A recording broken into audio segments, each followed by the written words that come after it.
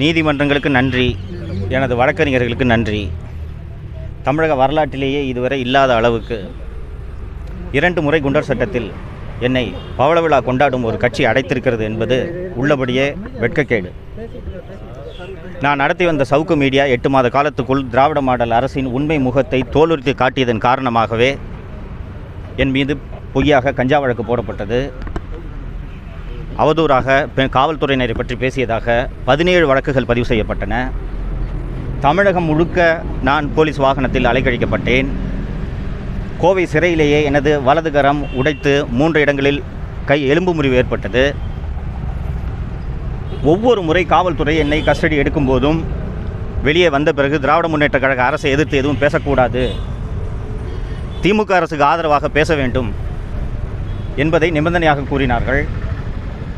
இந்த நிபந்தனைகளை நீங்கள் ஏற்றுக்கொண்டால் நாங்கள் உடனடியாக உங்களை விடுவிப்போம், அதை மீறினால் நாங்கள் 1 வருடத்திற்கு உங்களை வெளியே வரவிட மாட்டோம் என்று கடுமையான நெருக்கடி கொடுத்தார்கள். நான் உண்மைகளை பேசுவதற்கு என்றுமே அஞ்சப்போவதில்லை என்று நான் அத்தனை பேரிடமும் பதில் கூறியதன் காரணமாகத்தான் விடியற் காலை 3 மணிக்கு என்னை சென்னை புழல் சிறையிலிருந்து அவசரமாக எடுத்து வந்து மதுரை சிறையில் அடைத்து என்னை 2வது முறையாக குண்டர் சட்டத்தில் கைது செய்தார்கள். தமிழக முதல்வர் திரு மு.க. ஸ்டாலின் அவர்கள் விமர்சனங்களை சந்தித்தவர் அல்ல, விமர்சனங்களை பார்த்து பழகியவர் அல்ல, விமர்சனங்களை பார்த்து வளர்ந்தவர் அல்ல. தந்தையின் நிழலில் வளர்ந்த ஒரு போன்சாய் செடிதான் திரு ஸ்டாலின் அவர்கள். பணியில் இருக்கும் அரசு ஊழியர் இறந்தால் கருணை அடிப்படையில் வேலை தருவது போலத்தான் திமுகவின் தலைவராகி இருக்கிறார் திராவிட முன்னேற்ற கழகத்தின் தலைவர் திரு மு.க. ஸ்டாலின் அவர்கள். அதுபோலத்தான் தமிழகத்தின் முதல்வராகவும் இவர் ஆகியிருக்கிறார். உண்மைகளை சவுக்கு மீடியா ஏறக்குறைய 8 மாத காலமாக தொடர்ந்து எடுத்து கூறியதன் காரணமாகத்தான் சவுக்கு மீடியாவின் வங்கி கணக்குகள் முடக்கப்பட்டுள்ளன, சவுக்கு மீடியா ஆஃபீஸ் சீல் வைக்கப்பட்டுள்ளது, எனது வீடு சீல் வைக்கப்பட்டுள்ளது, எனது தாயாரின் பென்ஷன் கணக்கு உட்பட 6-7 கணக்குகள் முடக்கப்பட்டுள்ளன. நாட்டில் இன்று நடக்கும் உண்மைகள் எந்த வகையிலும் வெளியே வந்துவிடக்கூடாது என்பதில் தமிழக முதல்வர் மற்றும் அவரது மகன் திரு உதயநிதி ஆகியோர் மிக கவனமாக இருக்கின்றனர். சமீபத்தில் கள்ளக்குறிச்சியில் 66 பேர் கள்ளச்சாராயம் குடித்து இறந்தது உங்களுக்கு அத்தனை பேருக்கும் நினைவிருக்கும். அந்த வழக்கு விசாரணையை சிபிஐ விசாரணைக்கு மாற்ற வேண்டும் என்று பல்வேறு வழக்குகள் தொடரப்பட்டு அந்த வழக்கு நீதிமன்ற விசாரணையில் இருந்து வருவதும் உங்களுக்கு தெரியும். கடந்த டிசம்பர் 2023 தமிழக டிஜிபி திரு சங்கர் ஜிவால் அவர்கள் தமிழகத்தில் சட்டவிரோதமாக மெத்தனால் சர்வசாதாரணமாக கடத்தப்படுகிறது, உடனடியாக இது தடுக்கப்பட வேண்டும், அப்படி தடுக்கவில்லை என்றால் மரக்காணத்தில் ஏற்பட்டது போன்ற கள்ளச்சாராய சாவுகள் ஏற்படுவதை தடுக்க முடியாது என்று டிசம்பர் 2003 தமிழக டிஜிபி சங்கர் ஜிவால் அவர்கள் உள்துறை செயலாளருக்கு கடிதம் எழுதியிருக்கிறார். இந்த கடிதத்தின்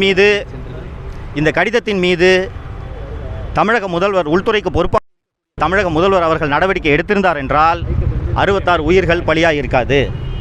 இதுபோல பல்வேறு உண்மைகள் தமிழக மக்களுக்கு தெரியாமல் மறைக்க வேண்டும் என்ற நோக்கத்துக்காக தான் சவுக்கு மீடியா முடக்கப்பட்டது. இன்று 4 நாட்களுக்கு முன்பாக தமிழக சட்டம் ஒழுங்கு கூடுதல் டிஜிபி திரு டேவிட்சன் அவர்கள் மீது பாஸ்போர்ட் ஊழல் தொடர்பாக பொதுநல வழக்கை தொடர்ந்த வராகி என்ற பத்திரிகையாளர் கைது செய்யப்பட்டுள்ளார். வராகி என்பவர் கைது செய்யப்பட்ட விவரம் இதுவரை பொதுவெளியில் தெரிவிக்கப்படவில்லை. அவர் மீதும் குண்டர் சட்டம் பாய்ச்சுவதற்கான நடவடிக்கைகளை சென்னை மாநகர காவல்துறை எடுத்து வருகிறது. இப்போது நான் ஏற்கனவே உங்களிடம் குறிப்பிட்டது போல எனது அலுவலகம் சீல் வைக்கப்பட்டுள்ளது, வீடு சீல் வைக்கப்பட்டுள்ளது, அலுவலகத்தில் இருந்த கேமராக்கள் பறிமுதல் செய்யப்பட்டுள்ளன. சவுக்கு மீடியாவில் பணியாற்றி கொண்டிருந்த 5க்கும் மேற்பட்ட பணியாளர்கள் மீது வழக்குகள் பதிவு செய்யப்பட்டுள்ளது. சவுக்கு மீடியாவில் நீங்கள் தொடர்ந்து பணி செய்தால் உங்கள் மீதும் கஞ்சா வழக்கு பாய்ச்சப்படும் என்று காவல்துறை அவர்களை மிரட்டியிருக்கிறது. இது ஒரு தனிநபருக்கு நடந்த கொடுமையாக நீங்கள் பார்க்கக்கூடாது, இது ஊடக சுதந்திரத்துக்கு ஏற்பட்டுள்ள கொடுமையாகத்தான் நீங்கள் இதை பார்க்க வேண்டும். நான் 5 மாதம் கழித்து நான் சிறையிலிருந்து வெளியே வந்திருக்கிறேன். உங்களுக்கு ஏராளமான கேள்விகள் இருக்கும், இந்த கேள்விகளுக்கெல்லாம் நான் பின்னால் பதிலளிக்கிறேன். நீங்கள் இந்த 5 மாத காலம் என்னுடைய செய்திகளை எனக்கு இந்த நீதிமன்ற வழக்குகள் தொடர்பாக எல்லாம் தொடர்ந்து நீங்கள் செய்திகள் வெளியிட்டு எனக்கு நீங்கள் கொடுத்து வந்த ஆதரவுக்கு எனது நெஞ்சார்ந்த நன்றிகளை தெரிவித்துக் கொள்கிறேன். மீண்டும் நிச்சயமாக தொடரும். ஒரு 2-3 மாத காலமாகும். நான் சொன்னது மாதிரி வங்கி கணக்குகள் முடக்கப்பட்டுள்ளன, ஆஃபீஸ்லேருந்து கேமராக்கள் பறிமுதல் செய்யப்பட்டுள்ளன, கம்ப்யூட்டர் பறிமுதல் செய்யப்பட்டுள்ளன. 25 பேர் பணியாற்றி கொண்டிருந்த இடத்தில் அவர்கள் வேலை இழந்து நிற்கிறார்கள். அவர்களுக்கு வேறு எந்த இடத்துலையும் வேலை இல்லை. ஒரு 2-3 மாத காலமாகும். அதற்கு பிறகு நிச்சயமாக சவுக்கு மீடியா தொடரும் என்பதில் அதுதான் என்னோட வேலை. 15 வருஷமாக அதை தான் செஞ்சுட்டு இருக்கேன், தொடர்ந்து அதை செய்வேன். நான் பழைய வீரியம் இருக்குமா? சவுக்கு மீடியா தொடரும், நீங்கள் இருக்குமா? உங்களோட கேள்விக்கு என்ன பின்னணின்றதை நான் புரிஞ்சுக்கிறேன். 5 மாதம் ஜெயிலுக்கு போயிட்டு வந்திருக்கீங்க, இதே வீரியத்தோடு நீங்கள் செயல்படுவீங்களான்றதான் உங்கள் கேள்வியோட பொருள். இதே வீரியத்தோடு நிச்சயம் செயல்படுவேன். தமிழக மக்களுக்கு உண்மைகளை எடுத்து கூறுவதில் ஒரு நாளும் சவுக்கு மீடியா தயங்காது. இதெல்லாம் தொடங்குறதுக்கு கொஞ்சம் அவகாசம் ஆகும். அதுக்கு பிறகு உங்களை விரிவாக சந்தித்து நிறைய பேசுகிறேன். கோவை சிறையில் எனக்கு வந்து என்னோட கை உடைக்கப்பட்டது. மற்ற சிறைகள்லாம் என்னை கைதி போல தான் நடத்துனாங்க, வேற ஒன்றும் கொடுமை. பத்திரிகை சுதந்திரம் இருக்குதா இப்போ தமிழகத்தில் பத்திரிகை சுதந்திரம் என்பது துளியும் இல்லை. தமிழக முதல்வராக இருந்த திரு கருணாநிதி அவர்கள் தன்னை பத்திரிகையாளர் என்று அடையாளப்படுத்திக் கொள்வதில் மிகவும் பெருமைப்பட்டவர். கடைசி வரை தன்னை பத்திரிகையாளர் என்று அவர் அழைத்து கொண்டவர். சிறு வயதிலேயே சிறுவனாக இருந்த பொழுதே கையெழுத்து பத்திரிகை நடத்தியவர். தலையில் சுமந்து கொண்டு முரசொலியை விற்றவர்.